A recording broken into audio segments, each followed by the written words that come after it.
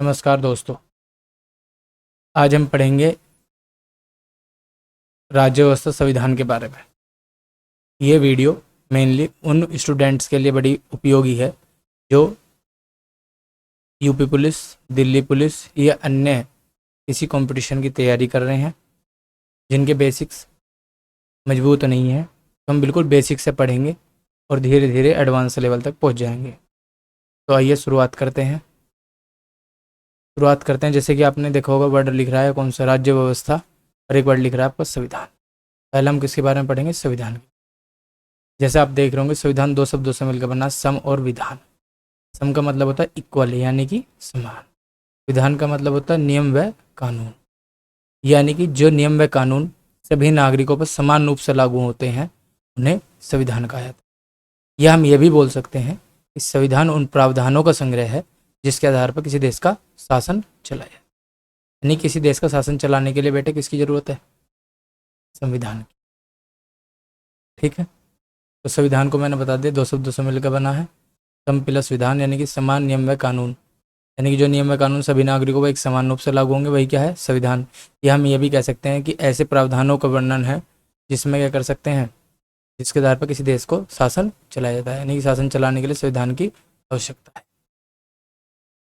अब हम पढ़ेंगे दूसरा वर्ड कौन सा हमारा? राज्य व्यवस्था। अब राज्य व्यवस्था देखो, आपने संविधान पढ़ा तो संविधान का आपका अनुप्रयोग करना पड़ेगा, यानी कि उसकी एप्लीकेशन को यूज करना पड़ेगा। संविधान जो आपने एप्लीकेशन यूज करी है, जो किसी संविधान को किसी देश में लागू किया जाता है, तो क्या होगा? कानून, सरकार, निर्णय, न्यायालय, इनको लेने के लिए संस्थाएं तो होंगी भाई। कानून बनाने के लिए भी संस्थाएं होंगी, सरकार भी एक संस्था है, निर्णय लेना, न्यायालय, ये सारी जो संस्थाएं हैं, इन्हीं संस्थाओं का सामूहिक रूप क्या कहलाता है? देखो, इन्हीं संस्थाओं का सामूहिक रूप क्या कहलाता है? राज्य व्यवस्था।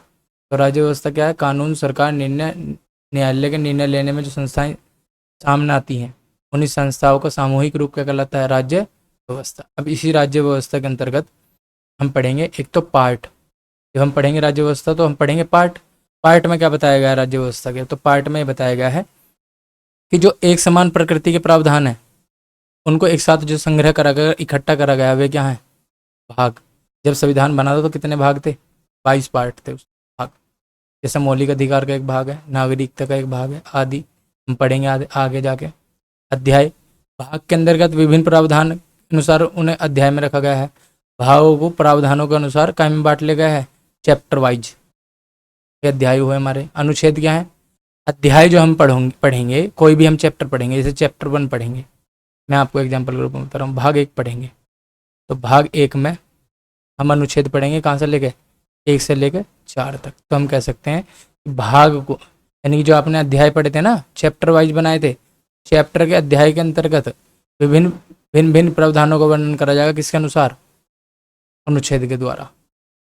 ये होती है क्लोज, यानी कि अनुच्छेद के अंतर्गत प्रावधानों का विभाजन करा जाएगा, किसके अंतर्गत करा जाएगा? क्लोज में। जैसे कि हम पढ़ेंगे, हमने एक आर्टिकल पढ़ेंगे, आर्टिकल 15, फिर उसकी क्लोज बन जाएगी आर्टिकल 15 का 1, फिर आर्टिकल 15 का 2। इस तरीके से हमारी क्या बन जाएंगी? क्लोज। ये हम आगे पढ़ेंगे, अभी तो मैं ऐसी बेसिक के रूप में आपको बता रहा हूँ कि कभी ये वर्ड आपके सामने आएंगे तो आप कहेंगे सर ये क्या होते हैं। तो अनुच्छेद के बारे में बता दिया। अध्याय के अंतर्गत विभिन्न प्रावधानों का वर्णन जो करेंगे वो अनुच्छेद के द्वारा करेंगे। अनुच्छेद में भी क्लोज बन जाते हैं, ठीक है। एक होते हैं सब क्लोज, उपपरंतुक। उपपरंतुक के अंतर्गत हम करेंगे जो आपने क्लोज पढ़ी ना, उसको वर्णित करेंगे, सही है। अब अनुसूची होती है। अनुसूची क्या होती है? संविधान के लास्ट में डाल दी गई हैं। एक ऐसी सूची है जिसमें संविधान के किसी अनुच्छेद या अन्य प्रावधानों की व्याख्या करेंगी, यानी कि किसी भी, जैसे हम अनुसूची पढ़ेंगे आगे जाके। हमारी जो संविधान बना था तो 8 अनुसूची थी, मगर वर्तमान में अनुसूची की संख्या जो है वो 12 हो चुकी है। कितनी हो चुकी है? 12, ठीक है। अनुसूची के अंतर्गत क्या पढ़ेंगे? किसी अनुच्छेद या अन्य प्रावधानों की व्याख्या। जैसे कि हमने एक अनुसूची, पदाधिकारियों को एक अनुसूची में डाल दिया, नगर पंचायतों को एक अनुसूची में डाल दिया, नगर पालिकाओं को एक अनुसूची में डाल दिया, भाषा को एक अलग अनुसूची में डाल दिया, ठीक है। अब देखो, राज्य व्यवस्था हमने जो पढ़ी थी, यानी कि ऐसी संस्थाओं का समूह जो निर्णय लेगी, सरकार, न्यायपालिका। तो राज्य व्यवस्था के अंतर्गत 3 संस्थाएं होती हैं, विधायिका, लेजिस्लेटिव, एक होती है कौन? कार्यपालिका, एक होती है बेटा हमारी न्यायपालिका। 3 होती है। तो देखो विधायिका का काम क्या है, कानून बनाना। कार्यपालिका का काम क्या होता है, कानून को लागू कराना। और न्यायपालिका का काम क्या है, न्याय देना। यानी लॉ मेकिंग बॉडी कौन होती है, विधायिका। यही क्वेश्चन पूछ लेता है। कार्यपालिका का काम क्या है, जो कानून बनाए हैं विधायिका ने उनको पूर्ण तरीके से लागू कराएगी। ठीक। और न्यायपालिका पूर्णतः स्वतंत्र है, क्या देने के लिए, न्याय देगी। अब देखो विधायिका के अंदर संघवाद का यूज करा गया है। संघवाद में फेडरलिज्म में दो चीज होती है, एक तो केंद्र होता है सेंट्रल, एक होता है स्टेट। जैसे आप देखते हो स्टेट सेंट्रल गवर्नमेंट और कौन, स्टेट गवर्नमेंट। चलिए इन्हें आगे पढ़ते हैं। अब पढ़ेंगे विधायिका को। जैसे मैंने बताया था, विधायिका का मतलब क्या बताया था मैंने अभी आपको, कानून बनाना। तो मेकिंग बॉडी होती है हमारी कौन, विधायिका। ठीक है। दो पार्ट है, सेंट्रल और कौन, स्टेट। सेंट्रल के अंतर्गत कौन आती है, संसद। संसद के पार्ट कौन कौन, लोकसभा, राज्यसभा और कौन, राष्ट्रपति। ठीक है। लोकसभा राज्यसभा जो मिलकर कानून बनाती है, उनको जब राष्ट्रपति अपने साइन कर देता है उसके बाद में वो कानून बन जाता है। ऐसे देखो विधानसभा, विधान परिषद है राज्य के अंतर्गत। ठीक है। और राज्यपाल सिग्नेचर कर देगा अपने साइन, वो कानून बन जाएगा फिर। अब देखो बहुत सारे जैसे हमारे 28 स्टेट हैं वर्तमान में। अब आपको ये बताना है कमेंट बॉक्स में किन किन प्रदेश में विधान परिषद है। सभी प्रदेश में नहीं है विधान परिषद, विधानसभा हर जगह होगी। विधान परिषद बतानी है आपको कमेंट बॉक्स में कि किन किन राज्य में विधान परिषद है। अब कार्यपालिका, कार्यपालिका के बारे में मैंने आपको पहले बताया था। कार्यपालिका क्या करेगी, जो कानून विधायिका ने बनाए थे उनको कानून को क्या कराना, लागू कराना। उनको लागू कराने का काम किसका है, वो है बेटे कार्यपालिका। कार्यपालिका में सेंट्रल में और कौन, प्रशासनिक। सेंट्रल और स्टेट, सेंट्रल और स्टेट। देखो राज्य में, केंद्र में भी दो तरह की कार्यपालिका होती है, एक तो होती है राजनीतिक कार्यपालिका, एक होती है प्रशासनिक कार्यपालिका। ऐसी राज्य में क्या होती है, राजनीतिक कार्यपालिका और एक होती है प्रशासनिक कार्यपालिका। राजनीतिक कार्यपालिका पूर्ण तरीके से क्या होती है, अस्थायी।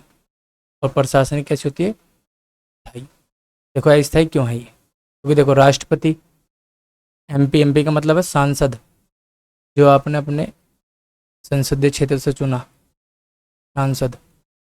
इन सब का कार्यकाल कितना होता है, 5 वर्ष। तो ये क्या है, अस्थायी है। और जबकि जितने भी ब्यूरोक्रेट्स हमारे IAS PCS, sorry IAS IPS, ये सारे क्या है, सेंट्रल के हैं ना प्रशासनिक पद। ये क्या कराते हैं, जो भी योजना बनी, केंद्र सरकार जो भी योजना बनाएगी उनको पूरे जिले में कौन लागू कराता है, डीएम, आईएएस। ठीक है। ये प्रशासनिक है, ये पूर्णतः स्थायी होता है। इनकी मैक्सिमम उम्र कितनी हो सकती है, 65 वर्ष अधिकतम। ऐसी राजनीतिक है। राज्य में देखो राज्यपाल, एमएलए यानी कि विधायक, ये कौन है, एमएलए विधायक।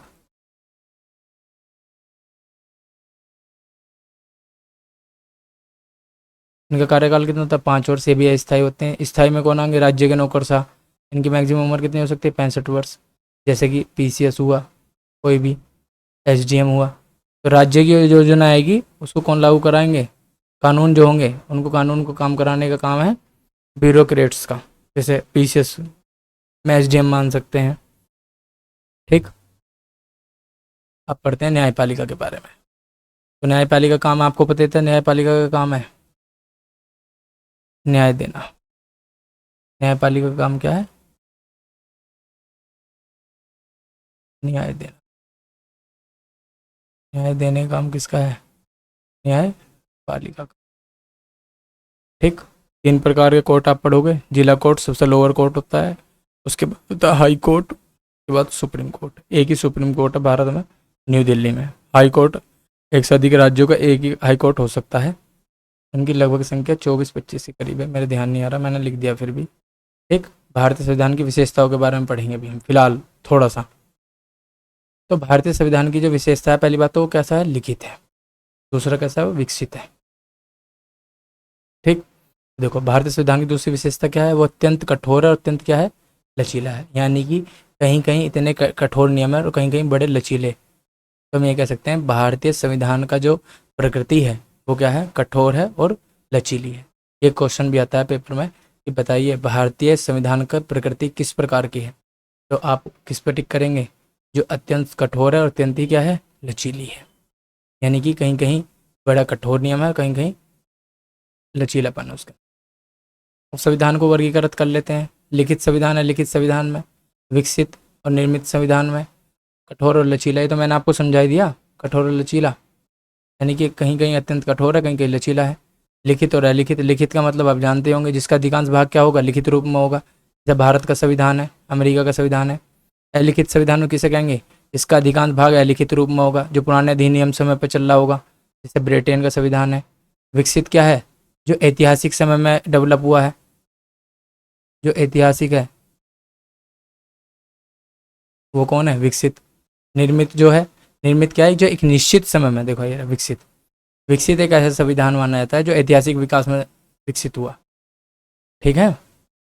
और निर्मित क्या है, ये एक निश्चित समय में संविधान सभा द्वारा निर्मित करा गया, उसको कहते हैं निर्मित संविधान।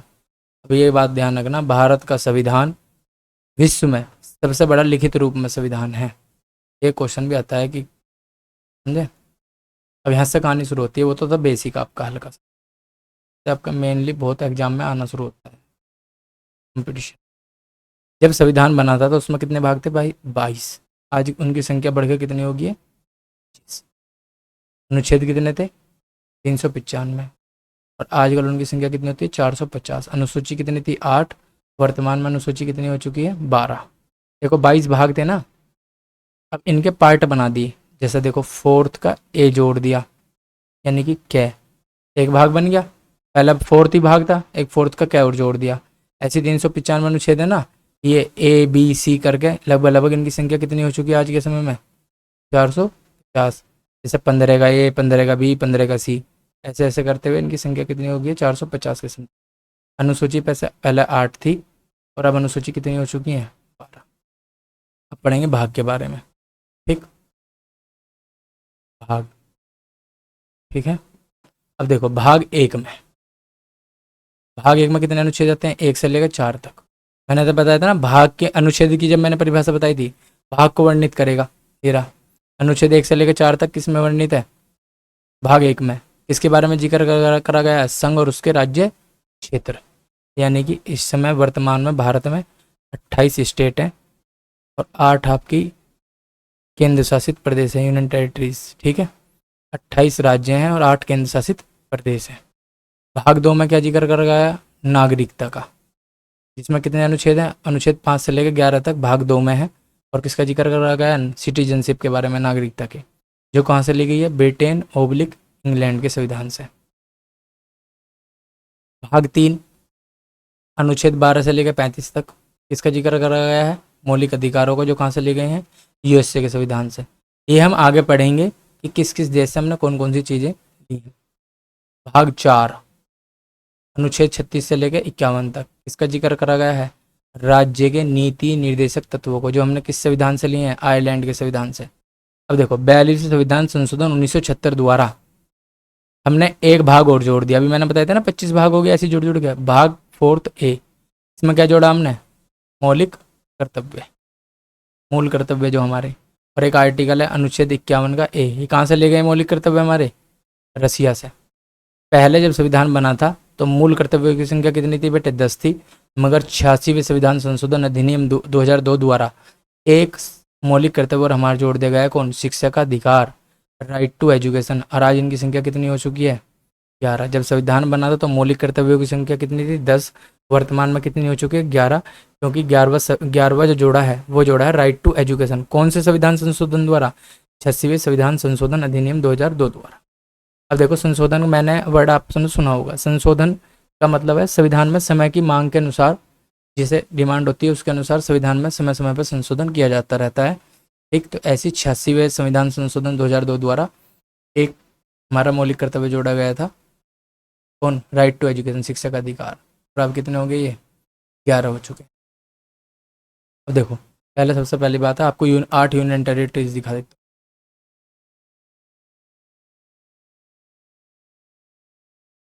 देखो फर्स्ट तो हमारी ये रही, कौन, लद्दाख। दूसरी जम्मू एंड कश्मीर। तीसरी हमारी ये रही, चंडीगढ़। चौथी हमारी कौन सी है, न्यू दिल्ली। चार तो होगी केंद्र शासित प्रदेश, पांचवा एक साथ पढ़ेंगे इसे, ये रहा। मैप में भरना आपको, दमन व दीप, दादर व नागर हवेली एक साथ। और ये कौन सी हमारी होगी, छठी, लक्षद्वीप। ये हमारा ये रहा पुदुचेरी, ये यहाँ है पुदुचेरी। ये कौन सा हमारा हो गया, सातवीं केंद्र शासित प्रदेश। और एक है हमारा ये कौन सा, आठवां केंद्र शासित प्रदेश, कौन, अंडमान एंड निकोबार द्वीप समूह। इस तरीके से हमारी आठ तो हैं क्या हमारी केंद्र शासित प्रदेश, ध्यान रखना। लद्दाख जो भी बना है, जम्मू एंड कश्मीर, चंडीगढ़, न्यू दिल्ली, दमन व दीप व दादर नगर हवेली, एक है लक्षद्वीप, एक है पुदुचेरी, एक है अंडमान एंड निकोबार द्वीप समूह। ये हमारे 8 यूनियन टेरिटरीज हैं। अब आपको क्या काम करना है, आठों के आठों को मैप में भरना है, और दूसरा इनकी राजधानी को भी लिखना है इन्हीं के सामने, ताकि आपके ध्यान में 28 के राज्य भी लिखने हैं और उनकी राजधानी भी लिखनी है। इनको भी याद कर लो, आगे जरूरत पड़ेगी।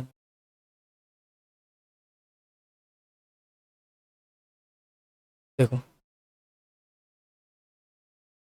अन्य भाग हम ये पढ़ेंगे, भाग फोर्थ का ए।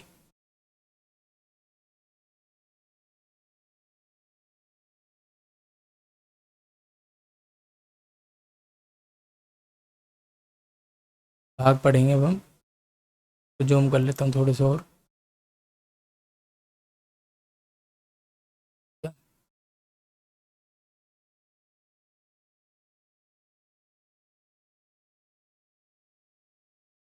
अब सही आ रहा है। देखो भाग एक में, भाग एक जो है उसमें किसका जिक्र करा गया, संघ व उसके राज्य क्षेत्र के बारे में। कहाँ से, आर्टिकल 1 से लेकर 4 तक। भाग दो में किसका जिक्र करा गया, नागरिकता का, जो हमने कहाँ से ली थी, ब्रिटेन से। कहाँ से, ब्रिटेन से। कौन से अनुच्छेद में, 5 से लेकर 11 तक इनका जिक्र करा गया है। मौलिक अधिकार, ये हमारे फंडामेंटल राइट्स हैं, ठीक है। ये कहाँ से लिया हमने, यूएसए के संविधान से। इनका जिक्र करा गया है भाग अनुच्छेद 12 से 35 तक। ये राज्य के नीति निर्देशक तत्व हैं, 36 से 51 तक।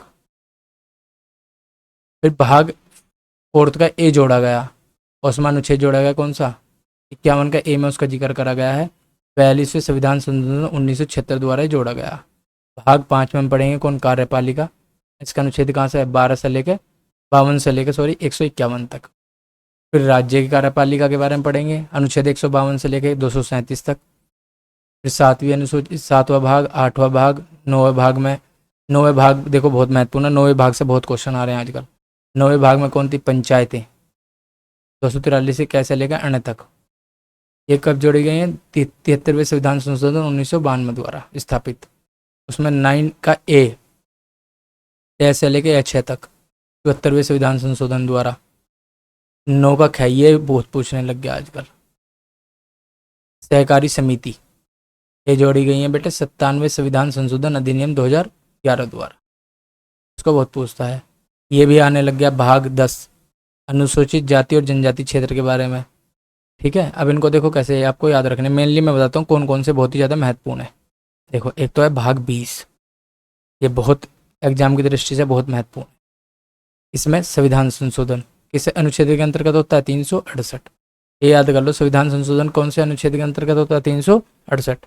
ये क्वेश्चन पूछ लेगा, बताइए संविधान के किस भाग में संविधान संशोधन का जिक्र करा गया है, तो आप बताओगे भाग 20 में, ठीक। किस अनुच्छेद के अंतर्गत करते हैं हम, 368 के। ये कहता है ऑफिशियल लैंग्वेज, राजभाषा, ये भी बहुत पूछा जाता है। मैं पहले भी बता रहा हूँ जो बहुत ज़्यादा आप एग्जाम में आते हैं। राजभाषा का जिक्र 343 से लेकर 345 तक, ठीक। राजभाषा का जिक्र किस भाग में, भाग 17 में। एक ये बहुत महत्वपूर्ण है, इलेक्शन, इलेक्शन का जिक्र करा गया है। निर्वाचन, इलेक्शन का जिक्र करा है 324 से 329 तक, पूरे इलेक्शन के बारे में बताया जाएगा इसमें। ये भी पूछ लेता है भारत में संविधान में निर्वाचन किस भाग में के अंतर्गत आता है, भाग 15 के, ठीक। या तो आपको सारे करने एग्जाम में कोई से भी पूछा जा सकता है, मगर मेनली मैंने आपको बता दी कौन कौन से बहुत ही ज़्यादा पूछे जाते हैं। भाग 10 बहुत पूछा जाता है, 9th का ख है। आगे वाले शुरू वाले 4 तो मैंने आपको करा दी जो बहुत ही ज़्यादा महत्वपूर्ण है, ठीक है।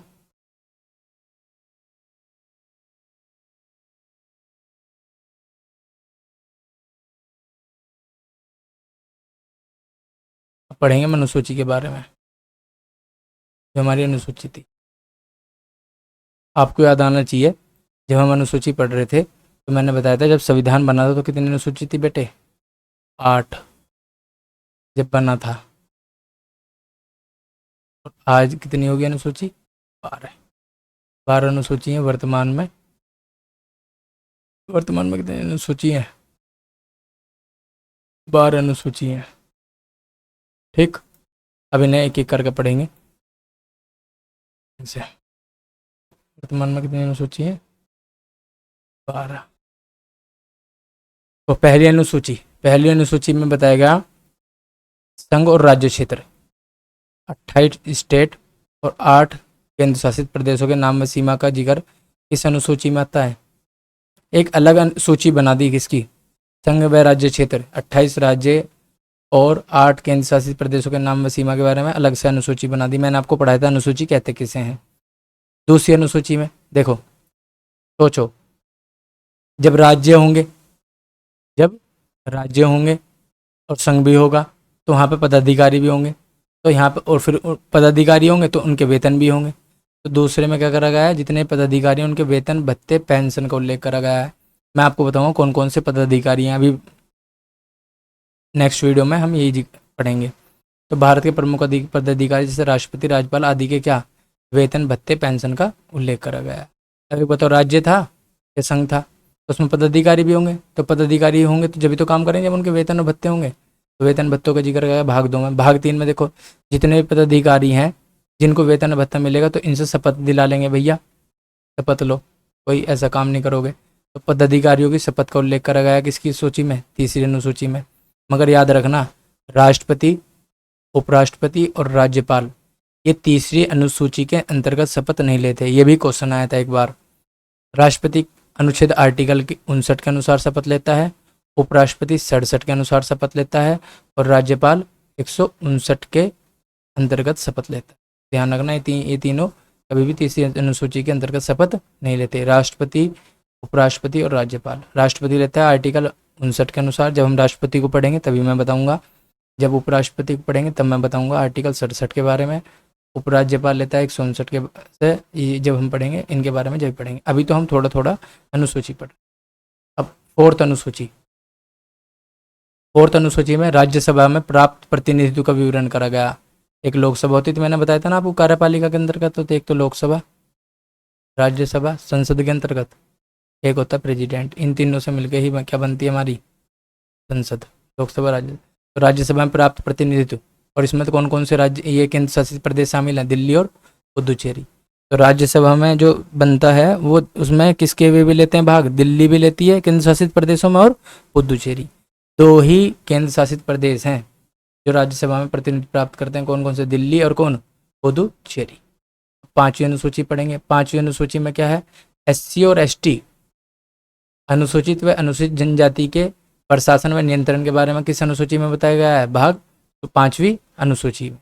तो पांचवी अनुसूची जो डिस्क्राइब करती है वो किसके लिए एक अलग शेड्यूल बना दिया गया है, स्केड्यूल एक अलग बना दिया गया है एससी और एसटी के प्रशासन के लिए और उसको कंट्रोल करने के।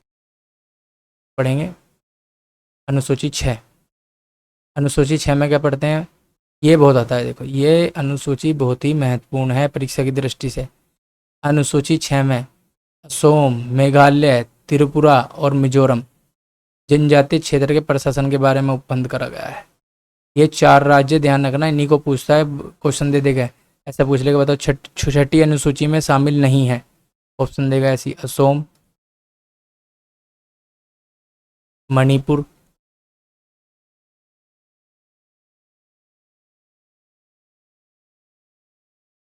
त्रिपुरा,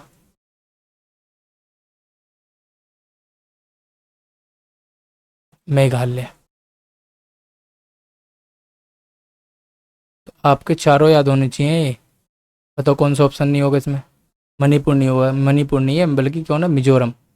4 राज्य हैं हमारे, असम, मेघालय, त्रिपुरा और मिजोरम। इन चारों के जनजातीय क्षेत्र के प्रशासन के बारे में जो बंद है कौन सी अनुसूची में है? 8वीं अनुसूची। देखो 7वीं अनुसूची भी बहुत है। देखो, भारत जैसे देश में सत्ता एक व्यक्ति के हाथ में नहीं है, तो इसलिए क्या करा गया? शक्ति का विभाजन कर दिया गया है। 7वीं जो अनुसूची है हमारी, 7वीं अनुसूची, 7वीं अनुसूची में संघ व राज्य के बीच शक्ति का विभाजन कर दिया गया है। कैसे कर दिया गया है? उसके लिए 3 सूची बना दी गई है, संघ सूची, राज्य सूची, समवर्ती सूची। इस समवर्ती सूची हमने जो ली है ऑस्ट्रेलिया के संविधान से ली है। कहाँ से ली है? ऑस्ट्रेलिया।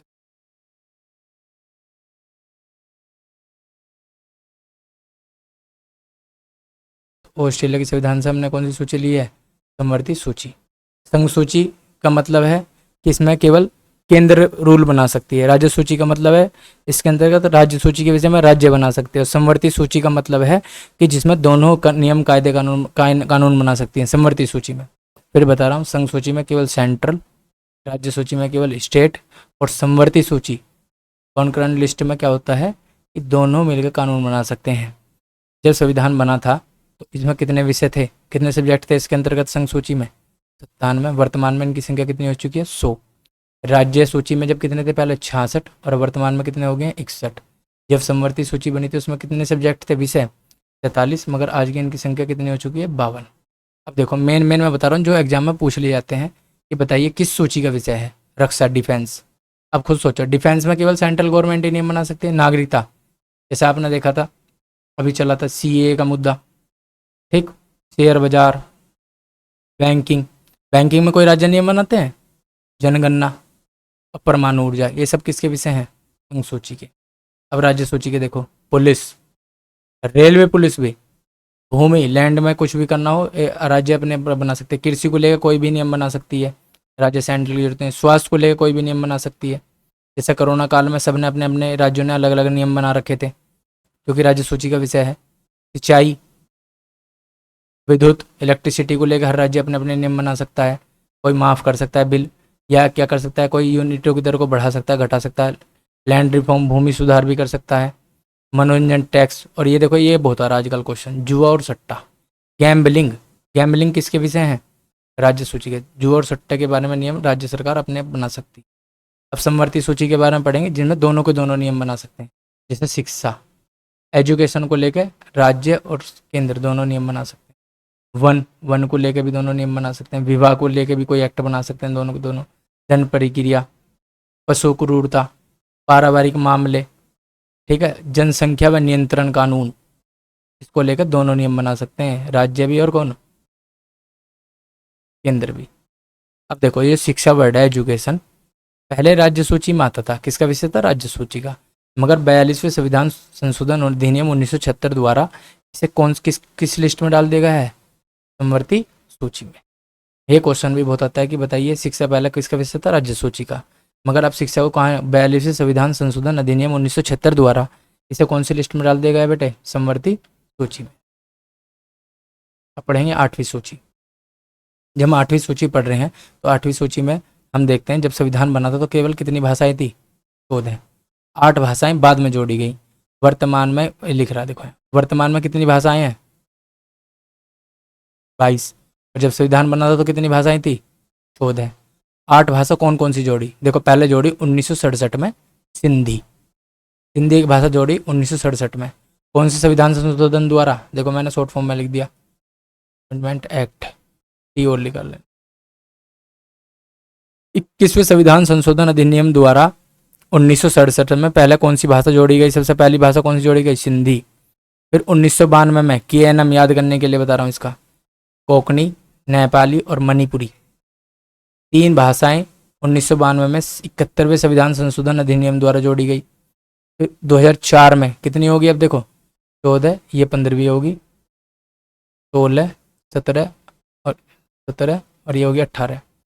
2004 में 4 और जोड़ी गई, संथाली, डोगरी, मैथिली और Bodo. H D B M याद रखना 2004 में 92वें संविधान संशोधन द्वारा। तो 92वें संविधान संशोधन द्वारा कितनी भाषा जोड़ी गई 2004 में? 4। कौन कौन सी थी? संथाली, डोगरी, मैथिली और बोडो। 92 में जोड़ी गई थी 71वें संविधान संशोधन द्वारा 3, कोंकणी, नेपाली और मणिपुरी। और 1967 में जोड़ी गई थी सिंधी। तो आज वर्तमान में कितनी भाषाएं हो गई हैं? 22। अब इनको देखते हैं 22 भाषा कौन कौन सी। देखो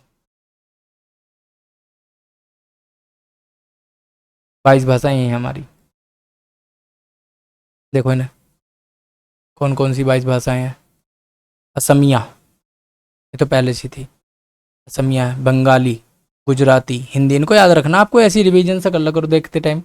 कन्नड़, कश्मीरी, मलयालम, मराठी, उड़िया, संस्कृत, तमिल, तेलुगु, पंजाबी, उर्दू, सिंधी जोड़ी गई 1967 में 21वें संशोधन द्वारा।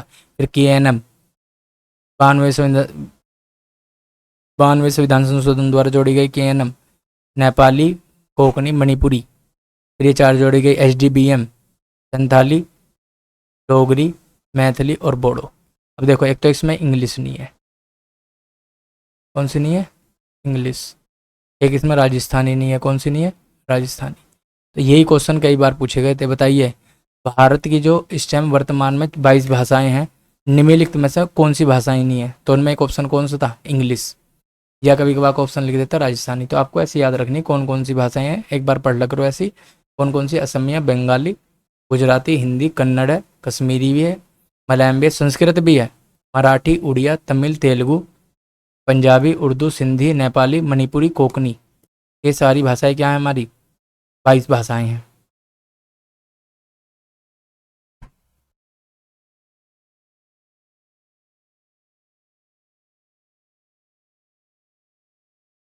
तो हम पढ़ेंगे इसके बारे में। 9वीं अनुसूची। देखो 8 तो हमने पढ़ लिया, 8 तो पहले से थी। अब यहाँ से पढ़ेंगे जो ऐड करी गई है।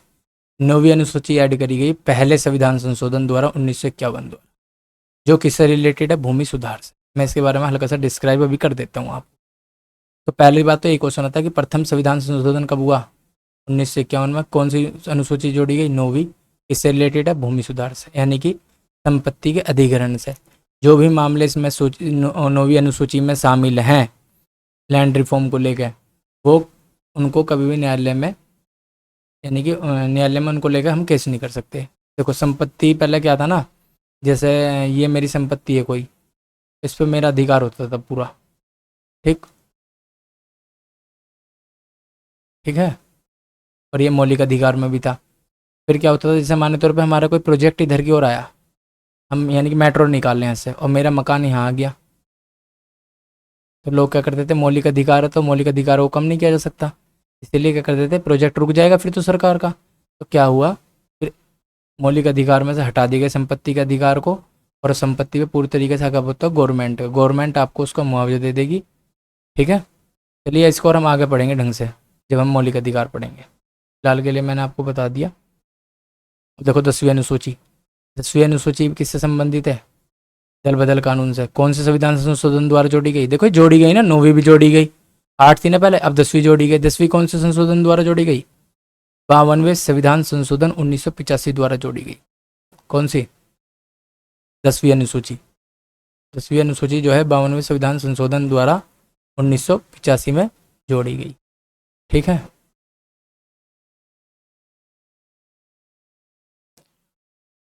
अब दल बदल कानून के बारे में चलो जो भी बताऊंगा। अभी भी पहले क्या करते थे, बहुत सारे सत्ता दल के लोग पार्टी बदल देते थे, विधायक और सांसद, जिससे कि राजनीतिक अस्थिरता फैल गई थी। उसको रोकने के लिए लाया गया था दल बदल कानून। इसको हम आगे पढ़ेंगे। 11वीं अनुसूची। 11वीं अनुसूची में जिक्र करा गया किसका? नगर पंचायत। किसका? 11वीं अनुसूची 11वीं अनुसूची भी ऐड करी गई है। 8 थी ना पहले, तो 11वीं। तो 11वीं अनुसूची में किसका जिक्र करा गया? नगर पंचायत का। कितने विषय हैं नगर पंचायत में? 29 विषय हैं। 73वें संविधान संशोधन द्वारा जोड़ी गई है। ठीक है। 1992 में। 73वें संविधान संशोधन 1992 में जोड़ी गई है। और ये 12वीं अनुसूची है। ये नगर पालिका सी है। इसमें कितने विषय हैं? 18 विषय हैं। ये भी जोड़ी गई 74वें संविधान संशोधन 1992 द्वारा। ठीक, ठीक है। तो देखो हमने कौन कौन सी जोड़ी? 9वीं, 10वीं, 11वीं, 12वीं। ठीक है। ये 4 जोड़ी हमने। इसमें नगर पंचायत है।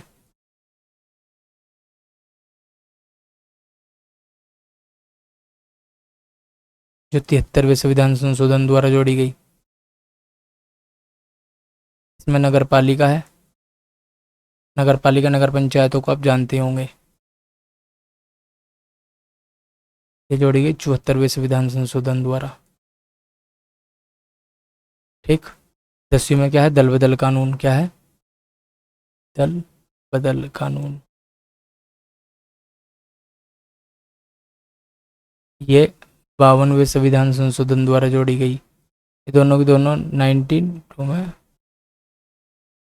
ठीक है। और ये जो है ये 1985 में, 42वें संविधान संशोधन 52वें संविधान संशोधन 1985 में। और 9वीं अनुसूची में प्रथम संविधान संशोधन द्वारा जोड़ी गई। मैंने इसके आपके बारे में बता दिया, ठीक है। तो आज की वीडियो यहीं समाप्त करते हैं। कल पढ़ेंगे ढंग से और आगे की अच्छी तरीके से संविधान को शुरू करेंगे। कल हम पढ़ेंगे संविधान का निर्माण। आपको यदि वीडियो अच्छी लगती है तो चैनल को लाइक करें, सब्सक्राइब करें आगे की वीडियो देखने के। धन्यवाद आप सभी का मेरे से पढ़ने के लिए।